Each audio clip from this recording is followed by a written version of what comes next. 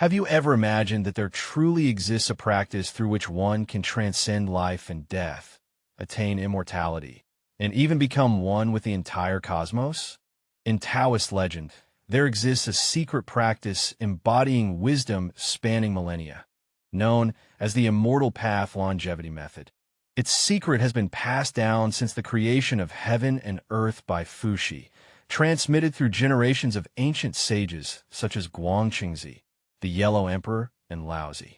This is not a mythological story, but a complete system of practice that reveals the path of transformation from an ordinary person to an enlightened ancestor. Immortality in Taoism is not merely a mystical symbol in Taoist culture. It represents the ancient sages' profound exploration of the mysteries of life and the universe.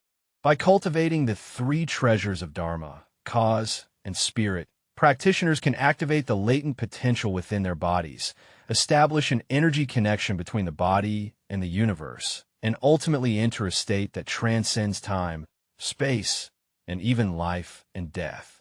The immortal way is not only a refinement of the body, but also a sublimation of the spirit. Its legend is filled with a mysterious aura.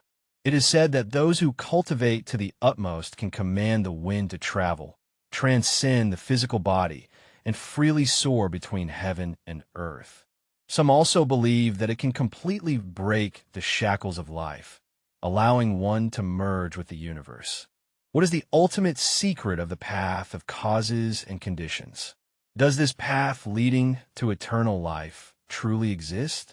What little-known cultivation methods does it conceal? According to legend, through qi refinement, one can awaken the innate qi within the body.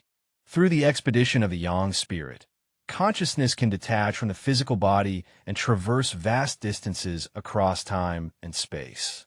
There are also legends that mention when cultivation reaches its peak, the practitioner can completely free themselves from material bonds and enter the ultimate state of subtle emptiness. Becoming one with the universe may sound like a mythical fantasy journey, but behind these practices lies the wisdom and experience of practitioners cultivated over thousands of years. The path of the immortals is not an easy one. It demands great patience, perseverance, and wisdom, yet every step is filled with a mysterious allure.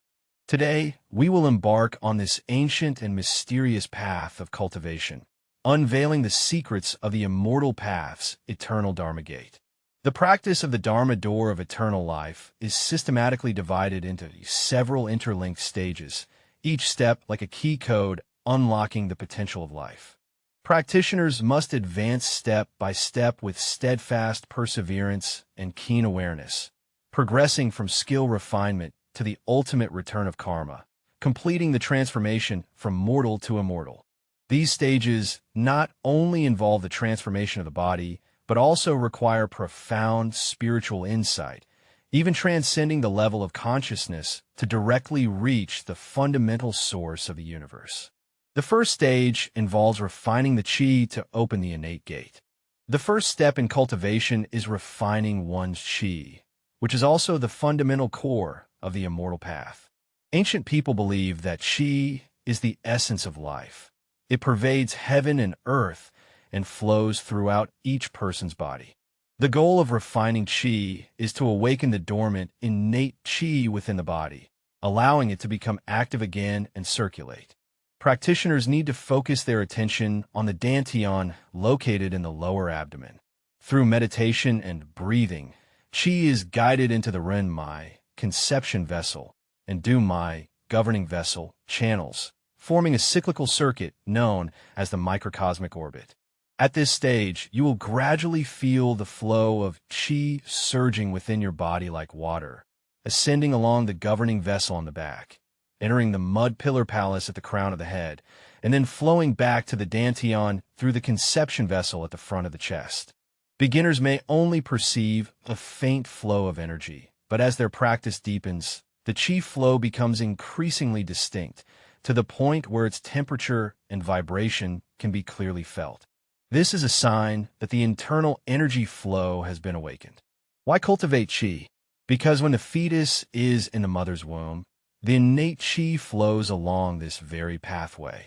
After reaching adulthood, this qi meridian is often obstructed by postnatal inhalation and pressure, and the process of qi cultivation is precisely the restoration of this innate pathway.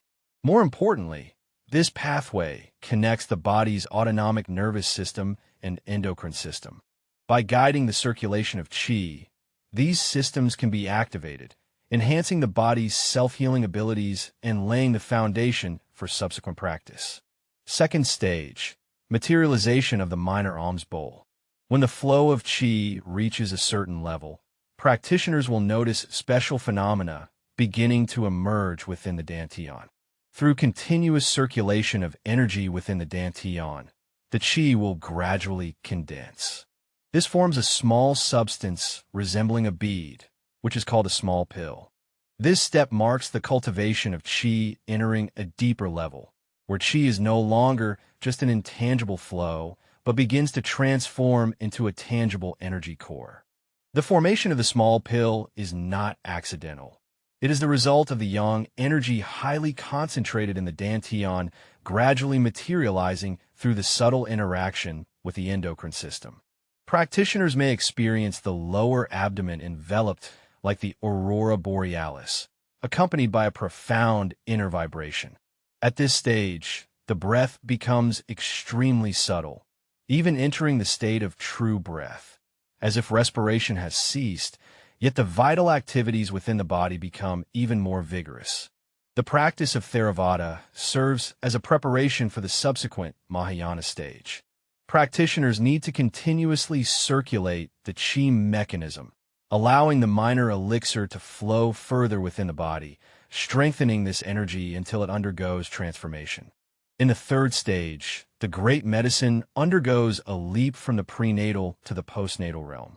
When the small medicine completes the circulation through 300 cosmic cycles, it transforms into the great medicine.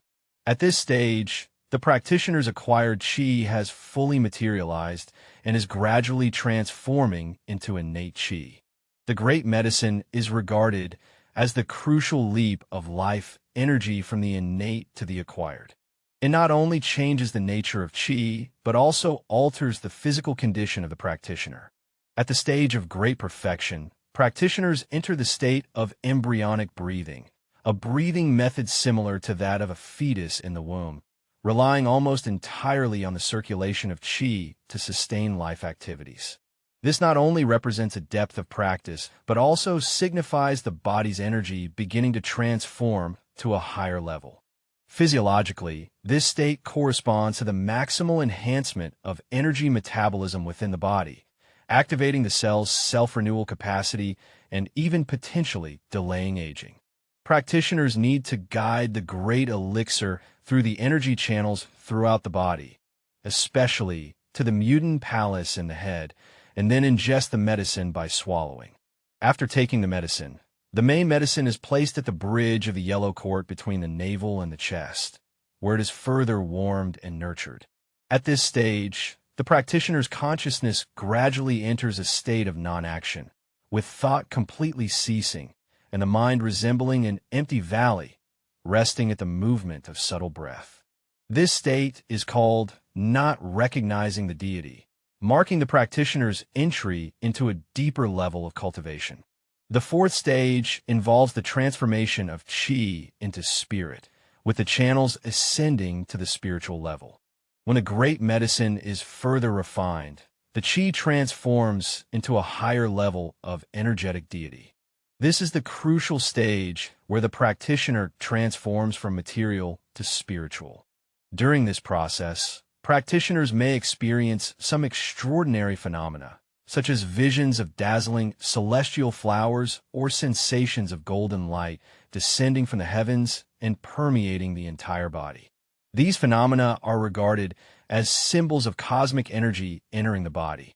At this moment, the practitioner needs to swiftly liquefy the golden light and swallow it into the body, merging it with the great elixir to further purify it.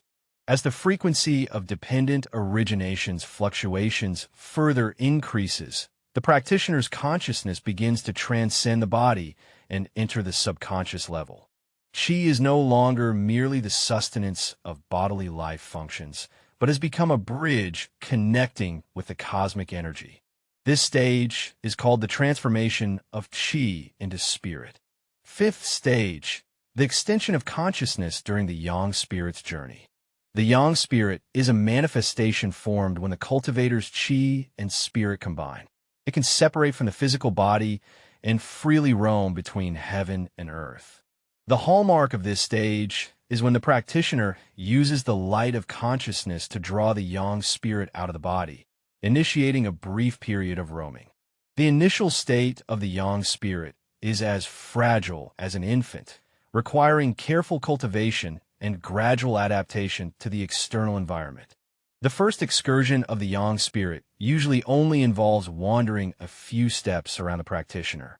Over time, the yang spirit gradually becomes stronger, enabling longer journeys and broader range of travel. From 1 li to 100 li, from 100 li to 10,000 li, ultimately the practitioner can travel through the universe with the yang spirit, experiencing the essence of all things. The excursion of the yang spirit is not only an extension of consciousness, but also a breakthrough in the essence of life. The practitioner's consciousness is no longer confined to the physical body, but has entered an entirely new dimension. The abilities of clairvoyance, mind reading, distant hearing, and even transcending time and space may manifest at this stage. The sixth stage is the union of dependent origination emptiness with the universe. The ultimate goal of practice is the emptiness of conditions. This is the cultivator's yang spirit completely merging with the physical body, elevating both to the level of cosmic energy. At this moment, the practitioner transcends the bondage of material existence, attaining a state of complete liberation. The void of the cycle is not disappearance, but a return to the origin of the universe, sharing longevity with heaven and earth, and shining together with the sun and moon. In the stage of the ring void, every atom of the practitioner enters a state of extremely high vibration, resonating with the fluctuations of the universe. This is a realm beyond all description and words, transcending all time and space. Through these 7 major steps, practitioners of the immortal way gradually ascend from ordinary people to the transcendent state of immortals in unity with heaven and earth. This is not merely a path of practice, but an ultimate exploration of self-awareness and the essence of life. Each step requires immense patience and awakening. The secret of practice lies in truly letting go of attachments. Only then can one find the path to immortality that belongs to oneself. The practice of the immortal way appears filled with mystique and allure, yet it is not a smooth path, but an adventure demanding courage and wisdom. The pursuit of longevity is accompanied by various risks, and the differences in methods and philosophies among different sects of practice make this path filled with complexity and uncertainty. Any misstep at any stage may bring serious consequences to the practitioner's body and mind. Warning, warning, warning, signal, signal. The risks and challenges of practice, signal, signal. The core of cultivation lies in the mastery of Qi, which is also the most dangerous aspect. Ancient practitioners describe cultivation as dancing on the edge of a blade, because a single misstep in guiding the flow of Qi could at best cause disruption of the Qi mechanism, and at worst harm the body or even endanger life. For example, in the initial stage of Qi cultivation, if practitioners are overly eager for quick success and forcibly guide the Qi flow, it can easily cause Qi stagnation in a certain part of the body, resulting in Qi knots, which may lead to chest tightness, headaches, or even more severe internal injuries. During the stage of Qi transformation and spirit maintenance, practitioners undergo a profound integration of body and mind. If the mind is unstable, they are prone to illusions or emotional disturbances, resulting in confusion of consciousness. Especially during the journey of a yang spirit, if the practitioner fails to promptly guide the yang spirit back to the body, they may fall into a dangerous state of fragmented consciousness and loss of physical control, or even become a vegetative state. These risks require not only the practitioner's own caution and wisdom, but also the guidance of experienced mentors.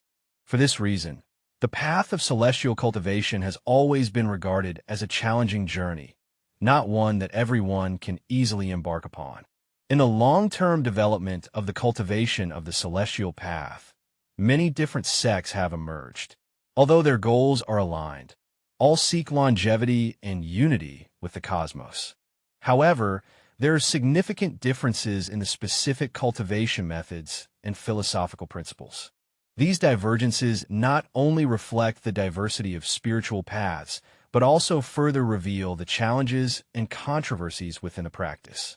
Non-sectarian, steady, and solid traditional faction. The non-sectarian school is one of the most representative schools in the practice of the Immortal Way, widely studied for its systematic and standardized approach. Non-sectarian approaches emphasize gradual progress, holding that cultivation must proceed step by step, strictly following the stages of refining qi, the small cycle, the great cycle, and the transformation of qi into spirit, with no room for haste or impatience. Their philosophy is that through persistent cultivation, one can minimize risks to the greatest extent. For example, during the initial stage of Yangshan's first excursion, the Five Willows School advocates that the initial range of activity must be strictly limited, progressing step by step from a few steps to 1 li, then to 100 li, and finally to 1,000 li, in order to ensure the stable and safe growth of the Yangshan. For the Five Willows School, patience and discipline are key to practice. However, the cultivation process of the Five Willows School is also considered by some to be too slow, requiring several decades or even longer to achieve significant progress. This prolonged investment of time often makes it difficult for modern practitioners to maintain their commitment. The way of innovation for rapid attainment in the Wanderer's tradition. In stark contrast to the Five Willows School, the Wandering Taoist school focuses more on rapidly absorbing the pure yang energy of heaven and earth to achieve a breakthrough in cultivation. They emphasize the power of the celestial origin elixir, believing that through special environments such as sacred caves and blessed lands, along with specific methods, the cultivation process can be accelerated, thereby shortening the time to attainment. The Wandering Ascetic School advocates that practitioners should meditate and breathe in environments filled with special energies to expedite their purification and transformation. For example, they encourage practitioners to cultivate in locations filled with spiritual energy, such as caves, waterfalls, and secluded mountains, believing that such environments can enhance their vitality. However, this method of rapid cultivation is also regarded as high risk. Many people experience an imbalance of qi due to their inability to properly regulate the vital energies of heaven and earth, which can even lead to irreversible physical ailments. The non-sectarian critique of the Wandering Cloud sect mainly focuses on the concept of seeking quick results. They believe that spiritual practice must respect the laws of nature, and any attempt to forcibly shape or manipulate it is a desecration of the Wei Dao. The Wandering Monk School believes that no sect is overly conservative and unable to adapt to the modern people's limited time requirements. The Wu Wei School, with its simple and straightforward alternative approach, appears more direct in its cultivation methods compared to the non-sect and wanderer schools. They abandon most of the complex cultivation steps. Instead, it emphasizes the state of non-action characterized by neither thinking nor imagining. The Wu Wei school believes that the core of practice lies in letting go of all attachments, entering a state of complete unconsciousness, allowing qi to flow naturally, thereby achieving the transformation of qi into spirit and unity with the cosmos. The practice method of the Wu Wei school sounds simple, but in actual operation, it is extremely difficult because they do not rely on any explicit steps, nor do they have systematic guidance. Practitioners complete the entire process solely based on their own insight and inner purity. This extreme form of non-action causes many practitioners to become confused during their cultivation process, to the extent that they are unable to discern whether they have entered the correct state of realization. Nonetheless, the Wu-Wei school still attracted some practitioners, especially those inclined towards Zen principles. They believe that the simplicity and straightforwardness of a non-action school is actually the true practice closest to the Great Way. In contrast, other sects believe that the practice of a non-action school is too casual, lacking practical verification and progress, while the esoteric school dangerously disrupts cultivation. The practices of the esoteric school are considered one of the most dangerous sects within the path of transcendence.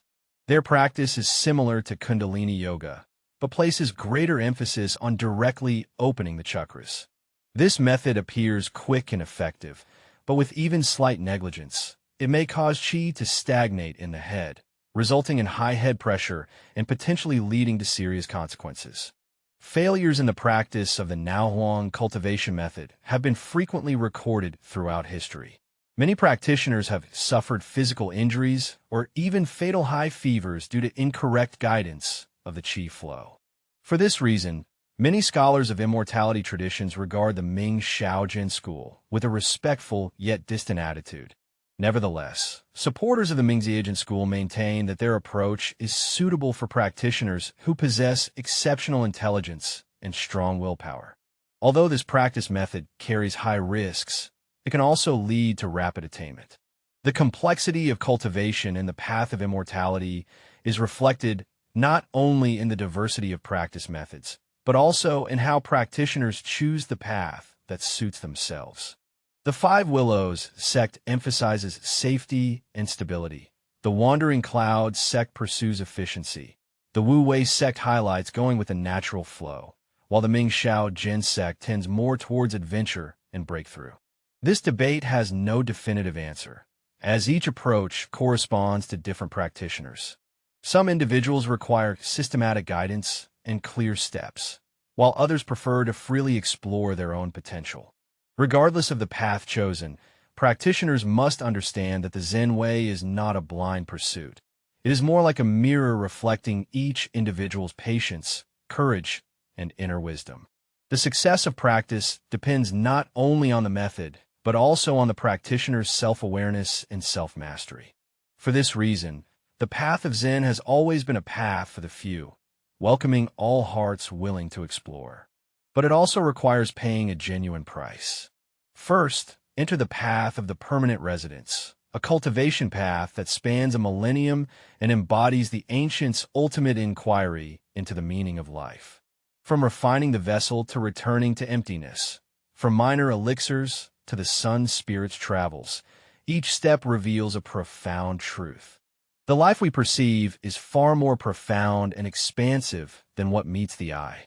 The goal of cultivation is not merely to extend the length of life, but to transcend the limitations of life, connect with the origin of the universe, and rediscover the freedom arising from dependent origination. However, when faced with such a mysterious and challenging path, you might also ask, is this truly just the dream of ancient cultivators? Are these practices concerning the primordial spirit, yang spirit, and alchemical refinement merely continuations of mythology, or do they embody some timeless wisdom? Is it simply a cultural heritage, or can it still offer spiritual insights for us in the modern world today? In fact, whether or not you choose to embark on this path of practice, the philosophy inherent in the way of Zen transcends cultivation itself. It reminds us that in the course of living blindly, we may have forgotten our true nature.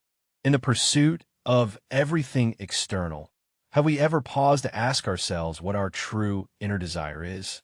Regardless of the lifestyle we choose, can we, like celestial practitioners, strive to transcend our limitations and reach for higher potentials of life? Taoism teaches us that true freedom does not lie in external rights, wealth, or fame, but in the inner resonance with the universe. It encourages us not to be confined to the superficial aspects of life, but to inquire into the true nature of existence. Practice is not something unattainable. Rather, it is a continuous process of returning to the heart and the original source, much like refining a tool and unblocking the run and do meridians. We can also find the rhythm of inner and outer unity in daily life. Just as the yang spirit ventures outward, our consciousness can expand to a broader perspective to contemplate our relationship with the world. Of course, the cultivation of the immortal way is not a path suitable for everyone. Its complexity, challenges, and high risks inevitably make it a choice for only a few. However, its core principles can be applied by everyone, using patience, introspection, and mindfulness to make our lives more balanced, harmonious, and closer to our true nature. Even if we have not truly become immortals, we can still draw wisdom from it and find our own path to longevity. Perhaps this is the true value of the path of immortality. It is not merely a practice method, but a philosophy of life. It reminds us that true immortality lies not in the eternity of the body, but in the liberation of the soul. True success lies not in conquering the external world, but in harmonious coexistence with heaven and earth. It opens a door for everyone willing to explore, and whether or not you step through, behind this door lies a revelation about the meaning of life. Therefore, the secret of the path of the immortals may never have been some profound and inscrutable external technique, but rather an internal rebellion and a return to the true nature. Are you also willing to pause, return to your inner self, and ask, is my energy flowing smoothly? Is my mind serene? Is my soul truly free? Perhaps this is the answer that the path of immortality most wishes to convey to us.